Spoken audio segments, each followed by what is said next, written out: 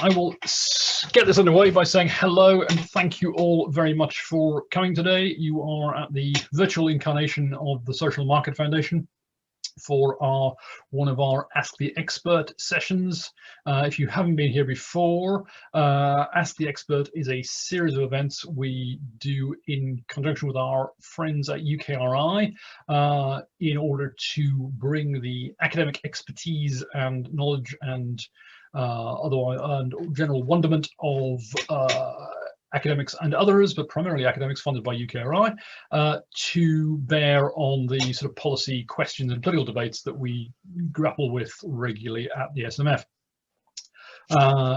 Before I get on to the guests and your proceedings, just a quick note on running order. We will hear from all of our panelists briefly, and then we'll go to a Q&A session where you'll be able to ask your questions in the put your questions in the Q&A box of Zoom, which you'll find at the bottom of your screen. Preferably Q&A, not chat. Just that's only because I find it hard. I find it hard to follow two different boxes at the same time. Q&A for preference. Put your questions in there. Then when we get into the Q&A session, I will try and call out who you are, and then my invisible colleagues who are running this entire show today will highlight you if you want. You can go on camera, you can actually put your questions directly to the panel, get their thoughts. Bear in mind that when that happens, and generally that we're recording this session, it will be available for others to watch in future as well. So if you are asking questions, you're on the cozy comfort of the SMF, but you're also potentially talking to the rest of the internet as and when they feel like tuning into this session. So that's about the only bit of housekeeping. Normally we do this in the real world. I have to say something about fire alarms and exits. But in the event you have a fire alarm in your house, make your way to the front door in an orderly fashion and call the fire brigade. With that, I can now go to our speakers, who I'm sure you're hopefully aware of who they all are. We've had our last speaker is a late edition, for which I'm extremely grateful. But our first speaker is Professor Philip McCann from Sheffield University, and as well as Sheffield University, also co-director of the Productivity Insights Network, which is a very excellent academic network funded again by UKRI, I think, which tries to answer one of the really big and unanswered problems. I'm tempted, I might as well be the first person to make the usual quote about productivity in this session, which is that productivity isn't everything, but in the long run, it's almost everything. And yet, politicians, Ali accepted, are quite bad at talking about it and engaging with it and fixing it. So I'm very pleased to have Philip here to talk about that in the context of regional inequality. And regional differences. I'm also going to use everyone in this session, by the way, a new rule, panelists don't know, is everyone gets to say leveling up once, because otherwise we'll all go mad hearing the phrase over and again. So you get one use of the L phrase, because I've had mine. So anyway, so Philip McCann, we'll then hear from Henry Kelly, who's the lead economist at Midlands Connect, and I'm going to out him now by saying he's not in the Midlands, he's actually in Huddersfield. So that's how committed he is to the Midlands. But I'm sure he can talk more about the practical experience of connectivity and economics in the Midlands and other regional contexts. And then finally, we will hear from Alison McGovern, who is, most importantly, Member of Parliament for Wirral South, but also has some job or other on the Labour front bench. I believe Ali is currently the Shadow Minister for Culture, Sport, and are you currently doing the digital economy bit as well, or? That's a muted answer. In the DCMS team, we're all covering everything. So I'm sure if you want to talk about digital. Yes, just given the role, obviously given the role, some of the broadband connectivity, inclusive economy questions you have on this, have in this, that's a useful perspective as well. So I've now managed to burn up a whole 7 minutes of our 60, so I'm by blethering on at you. So I'm going to shut up, which you'll all be pleased about, and hand over to Philip, and you'll hear a little bit more from me when we get to the questions. So Philip, Professor McCann, off you go. Okay, so Well, firstly, thanks for inviting me to be part of this, and I will, as you suggested, I'll only use the word levelling up once, so I'll use the word rebalancing instead, because for me this is the central problem. So I spent more than half of my professional academic career outside of the UK. All of my career I've been working on problems of regional inequalities, using data and observations from many, many different countries. And I've worked in lots of different countries as well. So one of the things, kind of that experience, is how you look at the world, how you frame the problem is very contingent on your starting point, where you are geographically. Now that's often difficult for economists to understand, because we tend to work through an analytical framework. So you start off and you set up some sort of model that reflects a particular kind of market structure, and then you're looking at marginal changes in this or that, trying to understand how this operates. Whereas other social scientists and how you think about life is very conditioned on the starting point, which country you're in. So, for example, how people in New Zealand look at these problems is very, very different to how the people in the UK, even though we're from a very similar legal, institutional, in many ways cultural background, how you frame a question is very, very different. So in the UK, we don't think about China very often until very recently, whereas the Australians and New Zealanders see China as like a gigantic planet, hugely overbearing and enormously influential. It's the starting point of their discussions. In the UK, it's very much a residual issue until more recently, but broadly that's the situation. So it gives you an idea of how you frame questions. Now, going back to the 1980s, Angus Maddison, who built the first OECD inter-country data sets on income, he said there were four types of countries in the world. There were developed countries, developing countries, Japan and Argentina. Simply because Japan and Argentina, it was really impossible to classify them on the basis of observations from other countries. They were such outliers. Japan came from nowhere, became a superstar very quickly. Argentina was a superstar and went backwards at the same speed. And the normal developed country kind of framing of discussions just didn't fit these two cases. Well, my observations from working in other countries and also using lots of evidence, both quantitative and qualitative, of how different countries operate, is actually the UK is an outlier. And I came to this view about 12 years ago, 12, 13, 14 years ago. And I started thinking about it and trying to work on what the nature of the problem was. Because even though I work on regional economics, I simply didn't understand the UK phenomena, even though I'm from the UK. And the more I thought about it, the more puzzling it became. And the reason is that standard economic frameworks within urban economics, regional economics, economic geography, so many of them, my view is, didn't fit the reality of the UK, even approximately. They would fit how you think about certain aspects of how the UK operates, or certain parts of the country, but not the UK as a whole, and neither the UK in its international context, particularly all its trade links with Europe. And so the more I thought about it, I tried to kind of gather evidence, and I ended up writing a book that it was 570 pages to try to explain the nature of the UK regional economic problem. And actually that was as short as I could do it. And I've said that before, and I'm very serious. 570 pages was the minimum in which I could really try to grapple with and explain the substantive nature of the problem. The problem is extremely complicated. What sociologists, philosophers call a wicked problem. There are multiple elements to it. There's no single way of articulating it or providing a solution. So that's a starting point. The nature of it is the combination. My book was called the UK Regional National Economic Problem, because the first thing I had to argue is that this is a national problem. The regional problem is a fundamental part of our national economic story, both in the past and the present, but also going forward. So the regional problem is intrinsically related to the national economic challenges. Secondly, you cannot solve the regional problems by developing, in effect, a one-size-fits-all policy setup. Now that's a problem because the UK is the world's most centralized polity.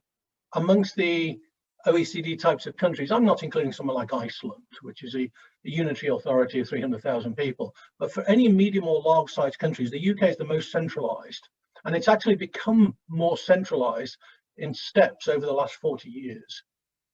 Now the problem with this is that if the UK internally was very homogeneous, then a governance setup which is broadly very top-down and sectoral and kind of unitary in thinking, well, would kind of work. So if you take a small country like New Zealand, or a medium small country like the Netherlands, or a very large country such as Japan, the different parts of Japan are almost identical in most characteristics in terms of productivity, incomes, health, life expectancy, quality of life. Even though you've got the world's biggest city, 32 million people, down to small towns of 100,000 people, actually the variations in Japan are tiny. They're very small in countries like New Zealand, they're very small in Finland. Countries of 16, 17, 18 million like the Netherlands, they're very small. So given that that's the reality, if you have a top-down centralized way of looking at how you think about governance and policy formulation, if you have a policy and if it's quite well thought out, if it sort of works in Tokyo, it's kind of likely to work in a fairly similar manner in Hokkaido in the north, or in Kyushu in the south, or in Shizuoka in the middle. It doesn't really matter too much. And the same thing in New Zealand. If you have a policy and it's well thought out, it's likely to work in Auckland, Wellington and Christchurch. Or in the Netherlands, it will work in the south in Maastricht, in the west in Amsterdam, and in the north in Groningen. The problem in the UK is those interregional inequalities are the largest in the industrialized world. Now, that is a very recent awareness. I was articulating these things 10 years ago. It was very hard to get people to listen. It's very hard to get traction, talking to government people, people in think tanks, until very, very recently. Actually, people didn't buy these arguments. I mean, it's only in the last 3 or 4 years that people have realized that this is actually correct. And I've actually been a big part of that persuasion process using OECD data. Now, why is that important? Because our narratives about ourselves have been largely wrong. And if our narratives about ourselves are wrong, our framing of the problems are wrong, and our ability to respond to or address those problems is pretty close to zero, because we don't understand the nature of the problem. And in recent years, there has been a big shift, and it's across many different political arenas, and increasingly think tanks, advisory panels, and so on, as well as in government, that actually this is a huge problem. It's a huge problem of our productivity problems nationally. So the way to think about it is part of the country pretty much overperforms OECD-wide, European-wide averages by about the same amount. The other half of the country underperforms those same averages. But also getting a sense of the scale of these things is very, very important. About half the UK today live in areas whose prosperity is no better than the poorer parts of the former East Germany. No better than the US states of places like West Virginia, Mississippi. You know, that's the kind of reality. We have huge differences in life expectancy within the UK. We have huge differences in the quality and accessibility of healthcare. More than half the UK live in areas whose multidimensional quality of living is about the same as the US state of Alabama. This is half the country. It's not small pockets. And this is the nature of the problem. You've got these parts of the country which outperform on almost every indicator, and then other parts underperform on almost every other indicator. And my point was that what's been happening in the last 30 years is the country has internally been decoupling. And on many, many economic and social indicators, that decoupling, that partitioning process makes governance, not just government, but the whole governance process more and more difficult and less effective at every level. And a big part of the problem is that how do we correct this? You can't solve it by coming up with clever ideas in central government and Whitehall, because you're part of the problem. It's that mindset which has been a fundamental part of the problem. You know, the Germans, the Canadians, the Australians, what do? They decentralize. They decentralize at scale. The Canadians do, the Americans. Decentralization at scale means that you allow local people to take much more control in decision making in conjunction with local businesses, civil society. You have a much more bottom-up process. And the difficulty in the UK is our governance system is inadvertently designed to minimize learning. What do I mean by that? A very top-down, highly centralized governance system, by definition, maximizes the degrees of separation between everybody, because you're all going to the same point to try and get your interests or your wishes heard. And what it leads is to a bottleneck at the top of the system. So the vast majority of people never get heard. And the problem with this is that disincentivizes anybody to try to engage. So the centre doesn't learn from the local unless you are a very highly regarded established think tank in London, or you're a big powerful business interest, or you're at the top of representative institutional environments. Everybody else gets blocked out. And how do small countries solve it? By being small. They minimize the degrees of separation. How do most big countries solve it? By decentralizing and becoming federal. The other two countries, which were more or less the same as the UK in terms of governance systems 30 years ago, were Japan and France. Japan and France have both been through two huge waves of devolution. They are both now highly devolved. People don't realize how devolved France is. France is now one of the most devolved regionally countries in Europe. Japan is only just behind France. There's lots of data on this. We've gone in the other direction. And so what we have is we have expert knowledge in the centre, which is Westminster plus Whitehall, which has expert knowledge, but no knowledge of really what's going on at the coalface, and no ability to learn from it. And equally, the coalface, the local experience never goes up through the system, because for the vast majority of people, it's simply impossible for that knowledge to go up. Other countries solve these in different ways, either through scale or decentralization. And the other smaller kind of centralized countries that look centralized, like the Nordics or the Netherlands, are actually very bottom up. Constitutionally, bottom up local decision making has to go up through the governance system to be tabled in Parliament. That's the third way of doing it. Both Australia and New Zealand combine that kind of process with their productivity commissions. We have none of those mechanisms. So we have the most centralized and top-down governance system imaginable, which is simply the least equipped and the most inappropriate governance system, given the internal economic realities that we face. And how have we solved the problem so far? Most people have solved it by pretending the problem doesn't exist. And now we realize actually it does exist. The problem is massive. We see it in terms of political shocks, and we're struggling to find a way out of it. So all these debates about, I'll use the word once more, L for levelling up, rebalancing, whatever you want to call them, are about this problem. We are basically in a trap.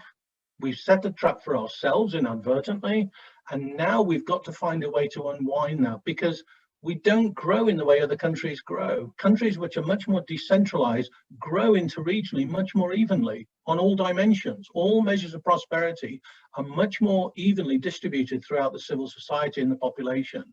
We're going in the other direction. We're just an outlier on so many issues. So that's basically the position I come from. And as I say, I'm happy I can talk about this for hours on end. And if anyone wants to read my 570-page book, page for page, I would encourage them.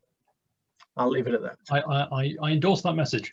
Philip, just before I go to Henry, can I just, I suppose an observation and a question immediately following on from that. The observation is that I plead guilty as someone who runs a London-based think tank, and I probably didn't wake up to this stuff until about, I think, 3 or 4 years ago, when one of your colleagues from the UK, from the Productivity Insights Network, Maria Abreu from Cambridge, came to present, presented a bunch of slides that sort of, I was ashamed by how surprised I was by a set of slides talking about regional productivity numbers that I really should have known. So agree entirely on that part. But can I just ask one quick question? You I think mentioned the word narrative, which is always intriguing, and the problem with current political narrative. I'm sure we'll get onto this in the questions from the audience later on.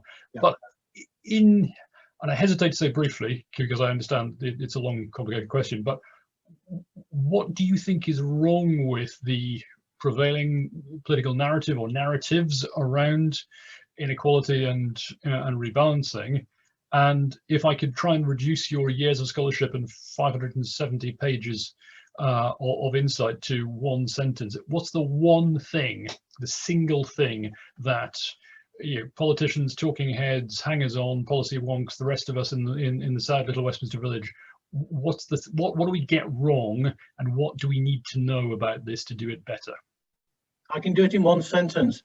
It's a core periphery problem. It's not a cities versus towns problem or an urban versus rural problem.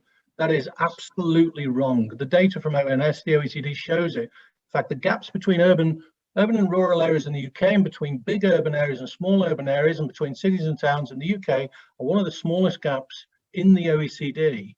What we have is a huge core periphery problem, where in the core, the cities and the towns and the rural areas are all doing well.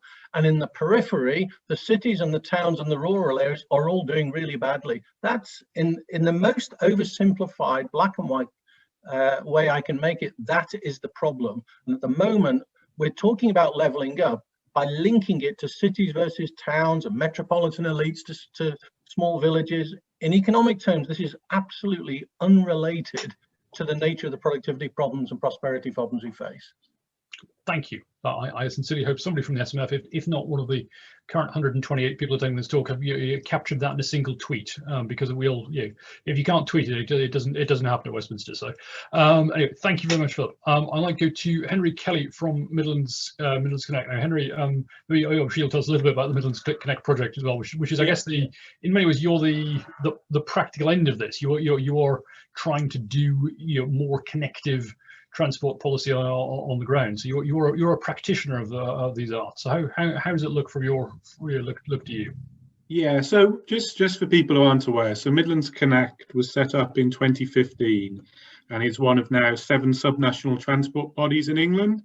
And our remit is to bring together views across the Midlands, local authorities, businesses, other social groupings, to try to provide advice to government on transport priorities for the region. So clearly a key component of what we're trying to do in the development of our transport strategy and the transport interventions we promote is to make the Midlands an attractive place for business to invest and people to live. And a key obstacle to that is the core periphery problem that Philip has just laid out. So to use my token on levelling up, I think, as has been mentioned, over the last 3 or 4 years, this regional question has become an increasingly high profile one in the UK, and there is the levelling up narrative. But I feel that to date, that hasn't really translated into a clear series of policy options or even a strategy. And I think a lot, as is probably well documented, a lot of this is because levelling up is seen as quite an amorphous concept, and I think a floating signifier, if you like. And I think also it's just hard to get traction in terms of simple political slogans or tweets. It's very hard to see people with banners out on the streets of the Midlands or the North or the Southwest of England saying level up now. It just doesn't necessarily resonate and isn't a clear slogan. So I'm just going to briefly give my take on what I think needs to be included in this and some of the barriers to try to achieve it, which are a range of political institutions. So I think firstly, levelling up has to take place on 3 different levels: the national, the regional and the local. By the national, really, I mean the distinction between what Philip has referred to as the core, London and the South East, and really the rest of the country. This core periphery problem and barriers to place quality and place attractiveness. So just before the pandemic, we were doing some work looking at office space and office prices. And quite shockingly, so an office space in the vicinity of Birmingham New Street Station, within 5 minutes walk, was trading at 1/10 of that by London Euston Station. So there must be a huge factor, a huge deficit in attractiveness that is leading businesses to be happy to pay that huge premium to be located in London rather than in Birmingham, with no HS2 yet, but very good transport links to London and the rest of the country. So it's this question of trying to identify these barriers to attractiveness that draw business and economic investment and capital, all types of capital, physical capital, infrastructure investment, which is Midlands Connect's core, but also financial capital and social capital into the core and away from the periphery. And it's trying to identify these gaps and the drivers of productivity. I'm sure there'll be a lot of discussion of that later, but to try to identify these. And I think one of the facts is the nature of this core periphery relationship, that the analogy that I sometimes think, and people may take this or leave this. It's a lot like the global north-south divide. A key barrier is sort of a dependency theory element. The locations outside of London, be it Birmingham, Nottingham, Leicester, Lincoln, their main economic linkage is to the core of London. And this is also reflected in the transport linkages. So to get from Lincoln to Birmingham is across east-west, across the Midlands, is a very difficult trip, be it by road or rail. Both, though, have relatively good linkages to London. So I think a key element of improving attractiveness is to try to remove this sort of peripheral status of areas away from London in the southeast. And I think that would be best reflected in branch offices, for example, in Birmingham or Leeds, where you sort of have the back office function, but really the high value, high wages of professional services are all located in the centre.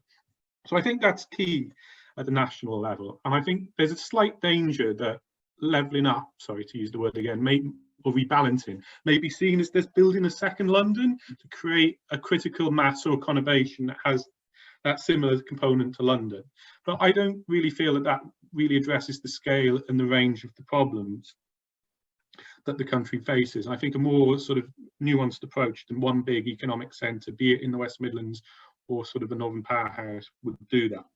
Then on a regional scale, a lot of mentioned that places have good connectivity to London and maybe a good sort of economic trade relationship with London, but many places don't even have that. There are parts of the country that are economically and in transport terms very isolated. So an example in the Midlands is the Lincolnshire coast, which has extremely poor transport links, poor sort of economic trade links, and also experiences some of the worst economic and social deprivation in the country. Being connected into that national economy and that sort of core-periphery relationship that doesn't even occur for those sorts of places. So it's important to bring integration, to take sort of severe islands of deprivation across the country and at least try to integrate them into the UK and hopefully global economy through sort of connectivity, supply chains and economic linkages at various levels.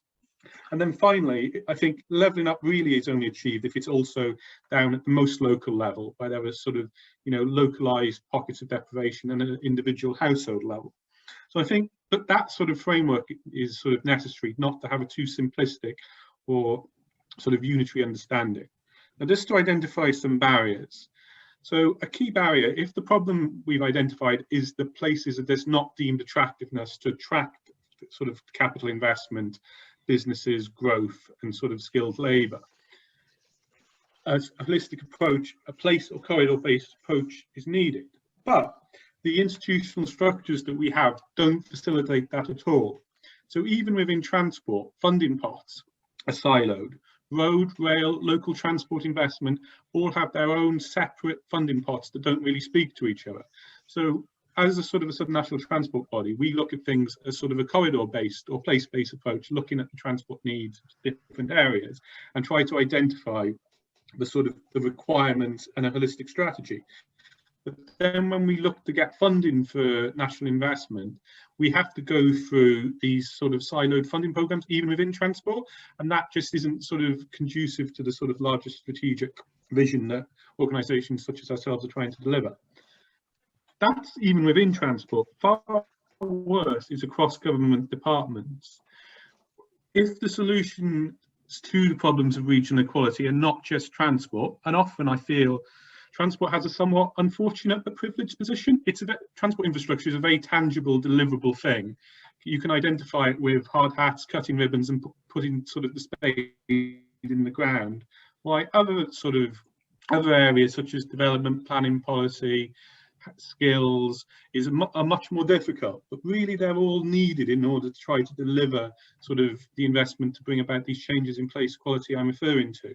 But we find it very difficult institutionally because, again, funding and decision making is siloed into different government departments. So it's very hard to come up with a corridor-based strategy such as we have along the A46 corridor and try to get different departments in government to work to address that. So I think that lack of a holistic multi-sectoral government approach is a problem. Now, to a degree, devolution and devolution deals have sort of addressed that to a degree, but very much at the local level. So at the sort of the metro mayor combined authority level, there is an element of giving that devolution, but it's really to date really only been around localized issues, not really the larger national sort of strategic elements such as large scale transport infrastructure or policies of that order. So I think there's an element that often devolution can be seen as a sort of, you know, it's the hammer to crack the nut, basically. I feel that the governance arrangements in order to deliver the right sort of devolution at the right sort of scale, be it local or moreover regional, to address areas where, you know, there's a lot of political interest in mayors and metro mayors, but for large parts of the country, it's arguable that, such as the East Midlands, that isn't necessarily the right sort of solution. So to have the flexibility to deliver multi-level devolution governance solutions seems necessary. Just to conclude as well, I think we're focusing quite a lot here on the sort of economic components of the benefits of levelling up. I think obviously there's a lot of interest in decarbonisation and sustainability, and the opportunities that making other places apart from London attractive to invest in, and for there to be no barriers about people feeling that if they put their business in Leicester that they're losing out on some London magic, is that their sustainability and carbon benefits from this, for not trying to pack more and more people, businesses, economic activity into London and the South East. So a rebalanced scenario, for example, could save you the cost of building the sort of the additional transport capacity of a scheme like Crossrail 2 and the sort of environmental impact that would deliver. So I think there's a range of allowing other parts of the country to be sort of viable options for economic activity rather than London. So I'll pause there, but certainly happy to answer questions and engage with the attendees. Thank you very much, Henry. Now, before I go to Alison McGovern, I should say, sorry, I slightly misinformed you earlier on. I think I talked about us having 60 minutes this session. I was wrong. We actually have a whole 75 minutes. So in fact, we're here, we can lawfully detain our panelists until 15 minutes past 3, which is jolly nice from my point of view. So we do have a little bit longer for questions. The questions are already coming in on both Q&A and chat panel, so thank you for that. Alison McGovern, we've I guess implicitly heard quite a lot there about how politicians aren't very good at either acknowledging, analysing, or fixing these problems. Would you like to plead guilty to all of that, or tell us how, in fact, you and your party and friends and colleagues have a plan to do much better than everybody else has done ever before in the past? Thanks, James. I mean, to paraphrase, was it Churchill who said democracy is the least worst option? Politicians, anyway, having us is the least worst option. So, we're full of faults, but better than the alternative. No, that's my defence, and you're having it. Asking difficult questions about productivity is not the same as calling for a coup to remove politicians from office. I promise. 10 things that may be. However, in my own personal defence, I am probably one of the few people in Westminster who has read every page of Philip's book. So I feel like that ought to get me some points somewhere for having done the reading.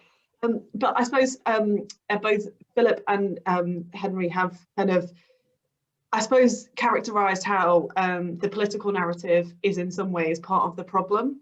And certainly, and the bit that I would like to talk a little bit about the political institutions and the kind of infrastructure of government is part of the problem. And I just want to reflect on some of that very briefly. And obviously, just for those who are listening in who are not regular visitors to Merseyside, nobody should be at the moment, but hopefully everybody will be at some point. My constituency is Wirral South, which is just over the water from Liverpool. We are the Brooklyn to Liverpool's New York. So we're just over the water and part of the Liverpool City Region Combined Authority. So I sort of come at this from the point of view of having lived through a sort of very much a lack of kind of devolution to areas in England that needed it, and having from an area that's taken a few steps recently to address some of that. So I think, if it's okay with you, James, I'll make just a couple of comments about that, the sort of real live experiment of can we create new devolved institutions for England. I'm currently the Shadow Minister for Culture and Sport, but prior to this current role, I was a Labour backbencher and a member of the Treasury Select Committee. And I think that Philip is right in that for the majority of time I've been a Member of Parliament, and for the majority of time I've been interested in politics and involved in politics, the idea that maybe the regional imbalances or inequalities or structural flaws in the UK are actually a UK-wide fault, for most of the time that has not been an accepted principle. And in fact, when questioning Philip Hammond on Treasury Select Committee when he was Chancellor of the Exchequer, I was sort of trying to get him to acknowledge that in a way that was at times challenging. There was definitely a sense from the Chancellors that served during my period on Treasury Select Committee that UK economic policy was UK economic policy, and that if it would have effect in whatever part of the UK that you're in. Now, in a facile way, that is true in the sense of tax rates or interest rates or whatever, but in a practical sense, that is absolutely not true. And I think that the real breakthrough that we've had over the past year or two has been an acknowledgement that the regional inequalities, imbalances, deficiencies are a UK-wide policy problem. So the question is, what do we do about it?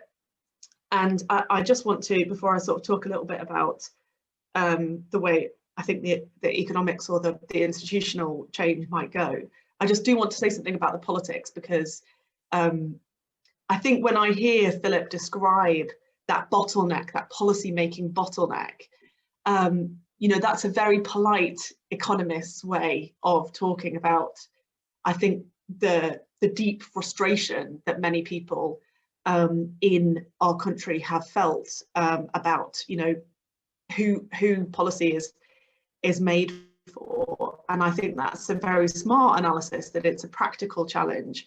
There's also another thing, being a politician of the left, I would also say that the sort of British understanding of class and how that works and who actually has knowledge and expertise in our country also plays a role, and that we need to upend some of those assumptions about knowledge and the power that should flow from it.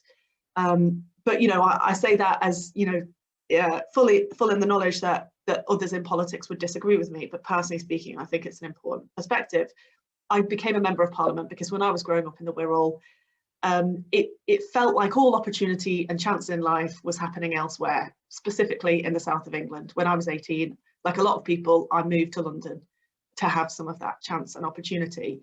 And I suppose I have felt that for a very long time it's been necessary to put that right, put that movement of people in an economic context, and you get the situation that we've all been talking about, whether it's Henry's point about the value of office space near Euston versus New Street, or whether it's the quite stark information that Philip shared about the regional variation and the inequalities that frankly are not as bad almost anywhere else in the world. I think you see the reality of that, that the impact that has, not just in London terms and the overheating in London and the southeast, but also for every year of my life, from 0 to 18 until I became an adult, Merseyside's population shrank in size every year.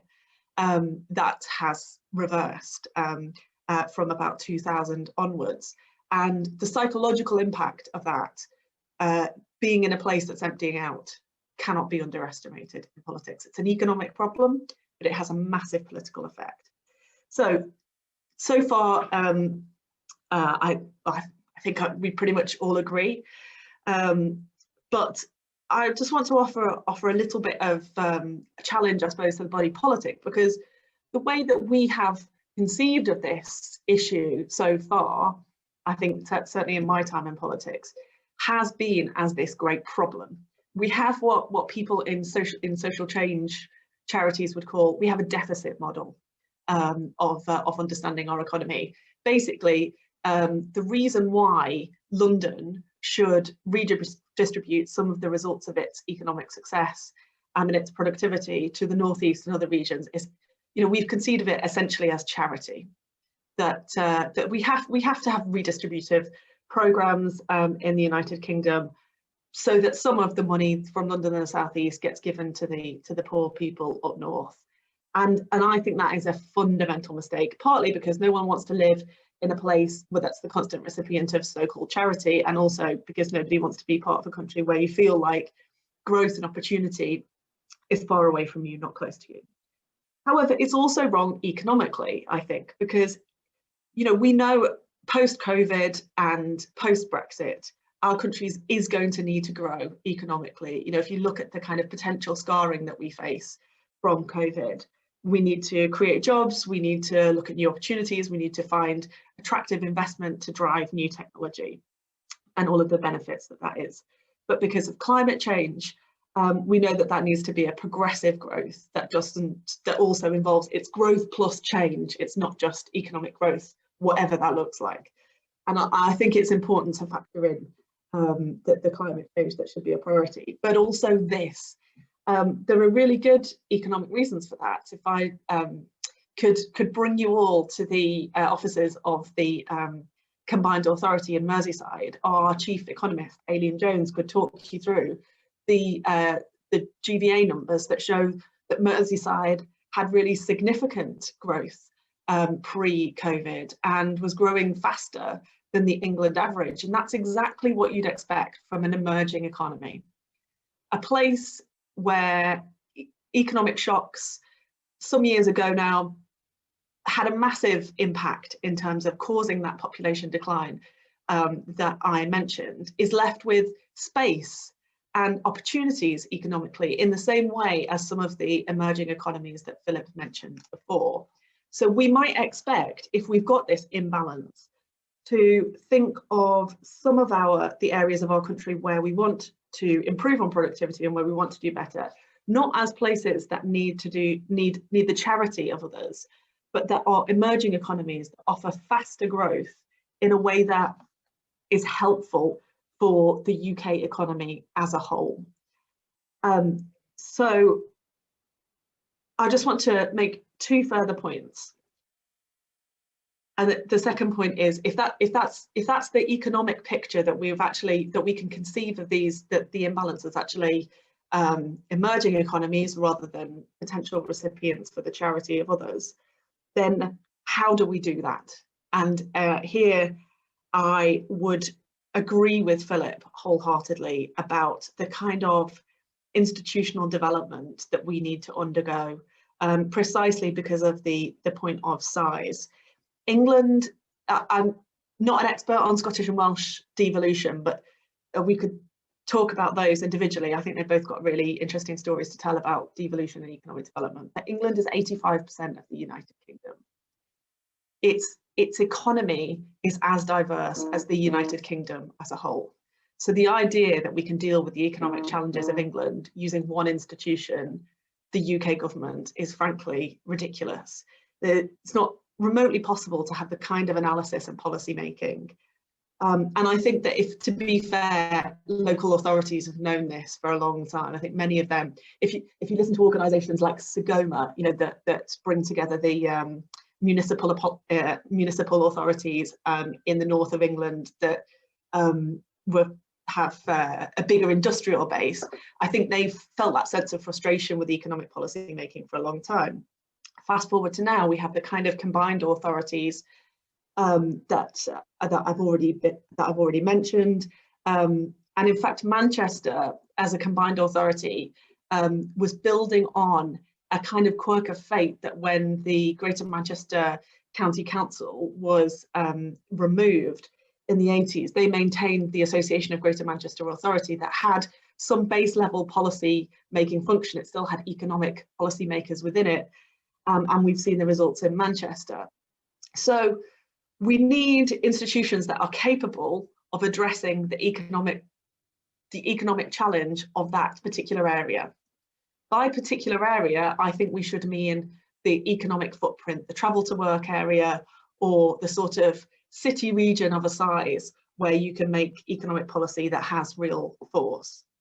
That does leave us with some challenges in England, because what we don't want to do is exacerbate the periphery core problem within a region. And for us in the Northwest, this is a risk that I see all of the time as areas with combined authorities move ahead, and you know, we wonder what is going to happen to those areas not covered. So it has to be a jigsaw that fits together, in my view. Clearly, then there's another problem, which is how those institutions relate to UK institutions that will still need to both provide the redistributive function over some of our national institutions, the NHS or social security system, but also work collaboratively with combined authorities or devolved institutions in whatever form they take in the future, and also the other devolved institutions in Scotland and Wales. But that point about how do we make it all fit together, how do we get the jigsaw that works, how do we make that work together with the UK? I think we're living through that challenge in the COVID era. I think we've seen some of the problems of not doing it well through this period. So I think from whatever political persuasion you come, or from whatever part of government, I think it's certainly in people's interest to engage with this question. I would just disagree with Henry slightly in that I knew I'd find something to disagree with to make us be able to have a proper debate. I suppose I worry that this always becomes a conversation about transport, and I completely accept transport perspective is a very important one. But actually, in productivity terms, we have a huge number of people on low pay who are working below their skill level, below the actual level that they could be working at. And so whilst I think that transport infrastructure is important, I'm not sure it's the silver bullet to productivity that it's been portrayed at times. I think much more important could be childcare, could be making sure that we've got the right mix of job opportunities. And that's where I think devolved institutions can really help, by looking at the kind of opportunities they have, the kind of barriers to employment, the kind of barriers that people have to working at their skill level or improving their skill level, and really dealing with them. And I think transport is necessary, but it's far from sufficient for dealing with the level and complexity of productivity issues that we have.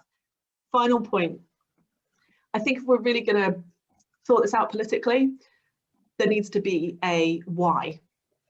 I think that people are certainly coming to realise that the imbalance is a national problem, that the imbalance is undermining the UK's economic success as a whole. But I think that has to be married with a political view about the way that we want our country to be run, because of the kind of country we want to live in.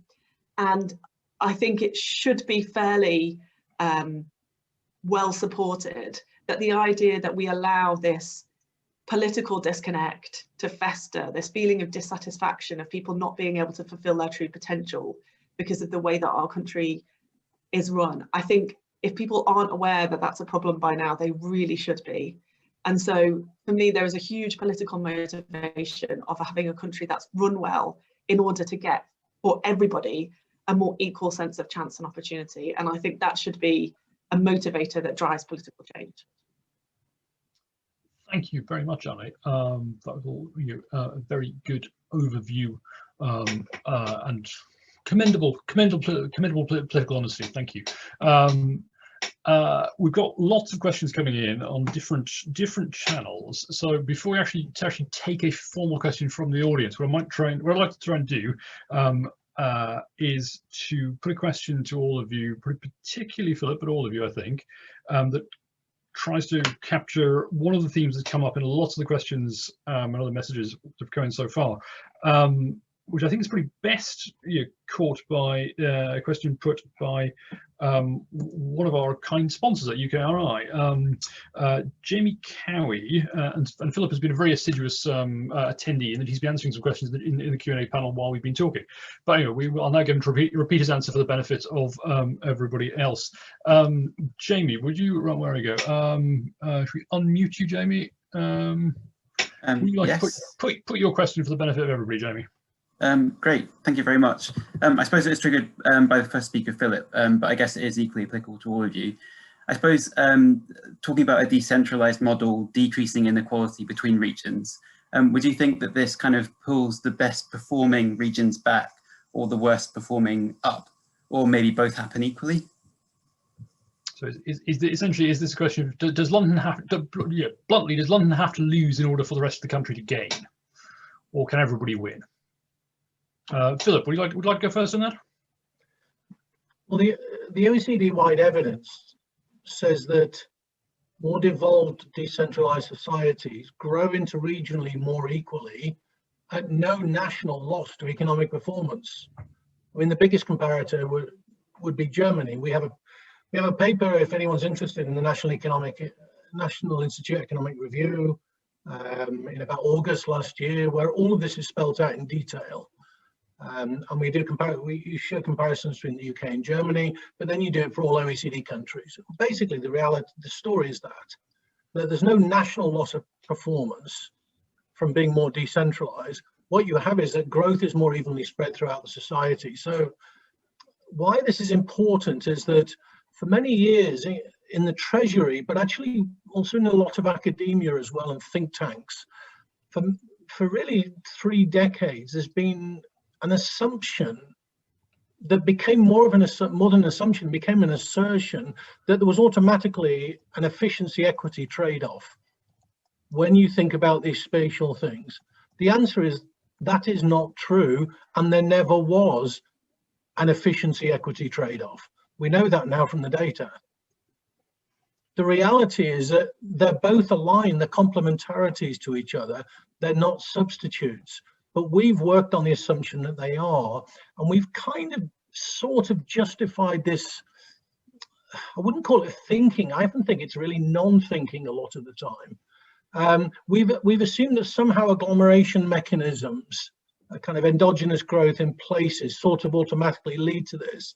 Well, that's just not true. I mean, analytically, there's no reason why that should be true. There's lots of mechanisms or outcomes which are possible. And it depends on the context, and the context depends on geography, depends on the trade environment, but it also fundamentally depends on the institutional and the governance structures. And the reality across the OECD is there is no equity efficiency trade-off when it comes to spatial regional issues. So even the question itself, and I'm not criticizing the question itself is not correct. And this is the point about narratives. You have to really turn the book upside down to understand the UK starting points. They're just so strange. But this is an important point. The problem is, then I hear people say, okay, let's just devolve everything and that will sort it out. Let's decentralize business rates, let's devolve all taxes and it will sort it out. No, that is not correct either. Devolution can play a critical role here, but only if it's done correctly. And that is involved in the transitions to how do we get from where we are today to where we need to get to. No country has done it. The 2 countries that have done it reasonably successfully are France and Japan, but they started 25 years ago. We are 25 years late at the starting line. And so we are not at the same position as them. So for me, what we have to do is start looking at the evidence from different countries, what seems to work and what hasn't worked, and then start to carefully think about how can we step by step make these kind of transitions. If we don't make the transitions, as far as I can see, the situation will just continue year after year, broadly decade after decade. I can't really see any way out of it. Can I say a natural equalization, interregional rebalancing, you want to call it that? Can I see a natural convergence process? No, I cannot see of anything that will contribute to it. Also, because Brexit will make the interregional inequalities worse. We know that from the trade data. That's the irony, that in some sense the levelling up narrative is born out of the Brexit related shocks, but Brexit itself will make those interregional inequalities worse because the regions which are weaker are more dependent on European markets. I'm slightly concerned that we have 19 minutes left, and we've now entered the endless world of Brexit. Philip, you can come back. We'll do a different event on Brexit and regional inequality. In fact, you must come back, and we'll do a different event on Brexit and regional inequality. But can I put the same question to Henry and Ali? No, you're not necessarily in that order. Whoever wants to go first. And the question is essentially, does London? I think that was London quite a versus the rest? comprehensive answer. Just to add 2 points, I think it's as much as not it being about sort of winners and losers. I think it's giving different regions the power to tailor policy to their own requirements and not having a sort of a one-size-fits-all. I think there are probably plenty of people who would level the criticism against Whitehall mandarins and not being aware of the economic reality in many parts of the country. How true that is arguable, but I think the example of Scotland has shown the potential benefits of being able to use sort of economic policy on a sub-UK level. Just a slightly more theoretical point. I think there's been a lot of discussion about the Treasury Green Book in recent months and its assumptions and how it shapes policy. I think one of the quite problematic assumptions is this one of zero net additionality, effectively that if jobs weren't happen in one place, they were taken away from somewhere else. And I think this sort of reflects quite a narrow, static view of the world. I think talking about place quality and attractiveness, often local areas are competing with each other, and one place improving the quality of its offer will lead others to sort of do the same to compete. So I think there's a sort of a process of improvement that can be sort of put in chain now, rather than it just all being a zero-sum game. Thank you, Henry. Ali, politically, does London need to pay a price for the gains of the regions if those gains are to come about? Can I answer economically first? Yeah, go on then. Because look, Henry hits nail on the head, right? And people in politics think about things in a weird, static way. It's like, well, if one part of the country is going to win, another part has to lose. Like, why? Because like the whole nature of economics is finding win-win, right? It's like finding distribution that promotes the interests of all sides. And it's not just the case that the situation that London is in also needs attention. Like London needs some wins as well. Like London needs not to overheat. London doesn't have a lot of space for new housing. What's the answer to that problem? It's not just that London has problems that need to be dealt with at all. It's also that the economy just isn't static. It doesn't work to say that in order for Merseyside to grow, that growth has to come from somewhere, and there's only one place it can come from, London, and that's it. It's that if we deal with the productivity gaps in the parts of the country where they need to improve on that productivity, or where they can grow at a faster rate, it's that helps the whole of the UK economy. And that's exactly the analysis that Philip's work has discovered over many, many years. I do think that this is a political cul-de-sac that we get lost down all of the time, and part of that is because of the things that I said at the beginning, which I don't want to kind of dwell on too much about. The reasons that I think politics gets caught up in that is because we're all sort of slightly captured by this idea of like working class people in the north of England with flat hats versus fancy people in London. You hear it all the time in the cultural area. I hear it all the time, people characterising the interests of London cultural institutions like the Royal Opera House versus football teams in the north. Well, that's just not real. The fact is, London has plenty of issues and challenges that need addressing as well. London already has a devolved institution that could work with a set of devolved institutions in England to do that if we had the partnerships and structures right. And there's a huge amount of opportunities to go for in those places that have potential for faster growth, and that will mean that the whole of the United Kingdom wins. It's as simple as that. So this either or, it's just not real. Yes. Thank you. Just following up on that, because we have lots of questions to get through in the next 50 minutes. I'm going to summarise a question from another of our attendees today, which I'm trying to find my screen, from Ivan Stead, I think of the DFT, who raises a really interesting point flowing on from it. Ivan says, Ivan asks, well, narrowly, what's the role of housing costs in levelling up? Once they're taken into account, net wages in London don't look nearly so good. This should incentivise relocation of skilled labour, but does not seem to do so in large numbers. Plus, subjective well-being is far more evenly distributed across the UK than income. Do you have views on the reasons for the persistent equilibrium? Given that people can earn good net wages and be as happy outside London as in London, why is London still a magnet for people? Given that we can, you know, you're all outside London. I'm from far north in Northumberland. I regularly ask myself what on earth I'm doing living and working in this horrible place when I could be up a hill somewhere with some sheep. You'd be much happier. I don't know why given that there is a better quality of life and more happiness to be had outside, why is a place like London still a magnet for people? What thoughts on that topic? Who'd like to go first there? Ali, wave, then Philip, and then Henry if he wants to go in. So Ali. Philip will know the data much better than I will, but my gut instinct is about career progression. I think the subjective well-being statistic point is really important, and that was basically the point I was just trying to make about, you know, the housing challenges of London and so on. And the person who asked the question is absolutely right. Somebody in the chat is saying 700,000 have left London in the last year, so perhaps that equilibrium is shifting. But I think there's still something about career progression and the mix of employment. Yes, Philip. The problem is you have to think about the issue in different ways. The cost of living, if you measure kind of incomes, wages, and you divide by the cost of living, the problem is when you're looking at different places that you're not comparing like with like.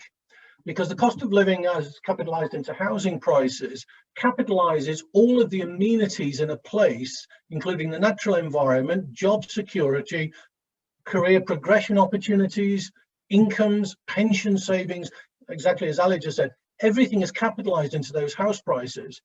Dividing one by another actually tells you very little. An easy way to think about it is separate homeowners from those who will never ever own real estate. So those who are permanently for the whole of their lives and careers are locked out of the home ownership market. So people on the lowest incomes. If you look at that group, the difference in prosperity for the lowest income groups between the more prosperous and less prosperous places is huge in terms of educational attainment, upward social mobility, higher education, longevity, and all dimensions of health. If you take homeowners, the differences are capitalized into equity gains, which basically, for most people, are worth more than their pensions. Simply taking the kind of income and divided by cost of living, there's a whole what we call hedonic differentiation in that. It's done all the time. It's done very simply. It's not correct. It's only correct in terms of looking at marginal mobility effects within what's called a general equilibrium framework. But then you have to take account of all these hedonic issues. Just simply saying, you know, well, you've got low cost of living somewhere else, therefore it's better for you in real terms. It's not true. The poorest places have the lowest cost of living. It doesn't mean that they're better places to live. They're poor for very good reasons, and the house prices and the land prices are very low for very good reasons. The question of well-being and happiness is a complicated one. And the reason is that happiness responses to surveys have different peer group effects. So the way to think about it is this. So the most detailed data on this is Dutch, where you control for people's medical history over three generations, all the genetic data. You look at everything about the person, all of the health aspects, psychological, emotional, everything. And then on top of that, then you ask them about well-being, subjective well-being questions. What do you see?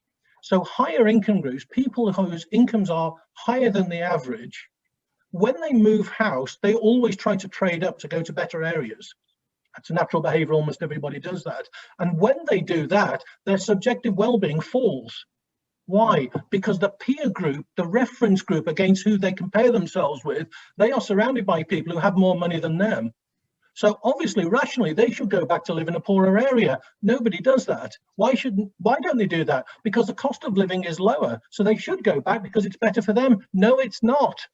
The problem is that neither the happiness responses nor that way of asking the question about wages divided by cost of living actually control for these differential, contextual, peer group related effects. You have to decompose from them. When you do decompose, what you see is massive differences. That broadly, the more prosperous places, people are happier. And I don't know if anyone's seen, but just this week in The Economist, the chart of the week is exactly that. The new data that's come out from the US, higher incomes, happier, and even right up to the super higher incomes. The marginal rate of happiness increase falls. That's completely correct. That's standard, that's consistent with utility theory, but most measures of happiness and well-being are fundamentally inconsistent with anything related to utility theory. There's a very good paper in December 2019 in the Journal of Political Economy on exactly this point. Thank you. I didn't expect when we started this event we would get from levelling up onto the nature of happiness, but I'm very glad we did. From what I take from that, it's not unconnected. No, indeed. In short, if you want to be happy, don't compare yourself to other people. Henry, you know, tell us about this, tell us the happiness and secrets of life before I go on to early warning. David Nash, if you're still with us, I'd like to come to you for your question next, David, after Henry's answered the earlier question. Well, I don't know about happiness in this secret of life, but I previously worked on Northern Powerhouse Rail, and we write in these business cases, and it was basically a long list of why the North was a terrible place, poor and deprived. But then we get to a paragraph, and it's like, oh, subjective well-being is far higher in the North than London and the South East, and it's sort of like you feel that slightly undoes the whole argument. So I think the reference point and sort of the quality of subjective well-being is sort of a thing that probably a lot could be discussed about. Just briefly on people leaving London, I think obviously some of that is probably related to Brexit in reality, as well as other things related to COVID.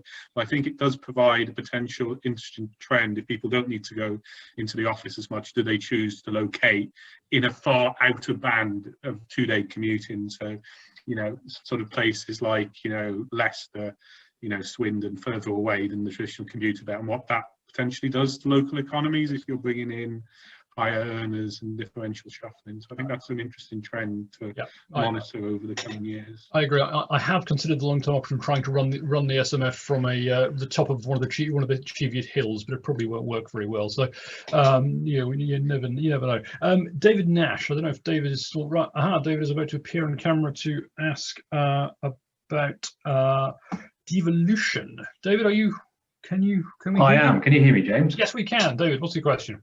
Lovely. I had a question about devolution, and as someone who very recently moved out of London, having worked in Westminster for the last 15 years, and has moved back home to South Wales, I wondered whether devolution has had an effect at all on regional inequalities or imbalances in the UK, and whether or not we're seeing any evidence of the creation of new cores and peripheries, with Cardiff and Edinburgh and Glasgow being new cores relative to the rest of the country, or is it too soon to see any of this evidence coming through? Thank you, David. Any volunteers for that one first? I can respond to that. Philip. No, I don't answer. I should just put everyone on notice. We've got 5 minutes left exactly. So if we can rattle through this question, I want to try and get one more in before we finish. So, there is evidence vis-a-vis the Manchester case, and there's very strong evidence vis-a-vis Scotland. The Wales case, there's very little evidence as such, and the other devolution arrangements around city regions are simply too new. They're too recent, too fledgling to really say anything at the moment. All we can say is that worldwide evidence points in this direction. But in England, the Manchester case is clearly the case that does conform to more or less how people who were thinking about city regions were hoping things would work out. Still a long way to go. You have to remember that the vast majority of villages and hamlets and small towns in the south of England are richer than Manchester. So there's still a long way to go, but things are moving in the right direction. I think Leeds would be the other case as well, where there's pretty decent evidence that, again, things are moving more or less as we would have hoped for or expected, but still a long way to go. Henry and Ali, any lessons from existing experiments in devolution? Sorry, not experiments, existing experiences of devolution. So some of my old Scottish friends get very upset when Scottish devolution is described as an experiment. Sorry. I think just that I think what people sense politically is what Philip's saying in the numbers. It's basically like there's a sense that unless we're careful, we'll end up with more corporate-free problems. So I would say it's something that should be on the agenda, but do we know? Of course not. I mean, it is too early. Okay. Henry, what do you learn from the way transport is done in places with better and more devolution? Yeah, I mean, well, I think we in the Midlands have quite a dichotomy. We have the West Midlands mayoral area, and that has a sort of control over the public transport network in an integrated fashion and sort of over ticketing policy. And then we have a situation in the rest of the Midlands, particularly the East Midlands, where there isn't that sort of institution, and it just leads to transport being a lot less integrated. So I think probably I mentioned some skepticism of metro mayors as a one-size-fits-all problem. I think even the funding differential between areas of the East Midlands, which doesn't have a devolution deal, and the West Midlands is quite considerable. So I think there is a danger of areas that don't conform to the devolution packages, or just to sort of make potentially more rural areas becoming progressively underfunded and not getting the investment. So I think in our geography, we're conscious of that sort of playing out over time. Now that may be resolved with some sort of East Midlands related settlement, but that pushes the problem out further than areas that maybe not are profiting from these sorts of funding and policy opportunities. Thank you very much. I've got time for one last question, which I'm actually trying to read out for time. And I apologise to those who've asked questions in the Q&A box who haven't had an answer yet. Philip has been doing his best to answer them in type. We'll try and find a way of passing on all those questions to all the panelists after the event. So if they want to get in touch with answers, they can. The last question, which is a short, snappy one from Matthew Oakley, who actually, this is declaring interest. Matthew Oakley is from both WPI Economics and also actually a senior. He's also affiliated to the SMF. So this is in-house question. But his question is: all the speakers have highlighted many of the challenges very well. No doubt solutions are complex.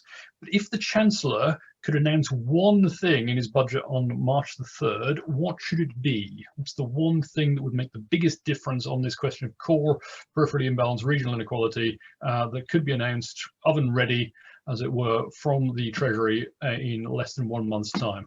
You've each got 20 seconds at most to answer. So Philip, you go first. Independent cross-party commission to investigate everything related to devolution, including all the interregional fiscal stabilizers, the reform of the tax system, and how it links also with the devolved administrations. And it would have to be absolutely independent of politics. Get rid of the politicians. Ali? If I start pronouncing on economic policy beyond my brief, Annalise Dodds will quite legitimately have me taken out the back and beat up. So I'm not gonna, I mean metaphorically, she'd never do that, she's a lovely person. So I'm simply going to say we should continue the VAT cut for live music venues, because that is in my brief, so I am allowed to say it. No, that's good. Thank on you. Message. Well done, well done. If someone can transmit that back to the leader's office, it's all fine. Henry, one thing. I'll give two different. I'll give the Darrow Midlands Connect position, which would be £3 billion funding for Midlands Rail Hub to increase capacity in the centre of Birmingham. But more holistically, I think a wholesale reform of business rates to sort of move to address the sort of, the challenges of high street, but also the sort of digital sphere and digital retail. I think that would be have a big effect. Thank you very much. Now, with that, the clock on my screen has just ticked around to 3:15, which is the time when we said this would finish, and I can release our panelists back into the wild. So with that, I'm just going to say thank you all for coming. Thank you very much to our sponsors and partners at UK Research and Innovation for making these Ask the Expert events possible. And most of all, thank you very much to the panel: Philip McCann, Alison McGovern, Henry Kelly. Hope to see you all, and that includes panelists, hope to see you all again at a future SMF Ask the Expert event very soon. But for now, thanks very much and goodbye.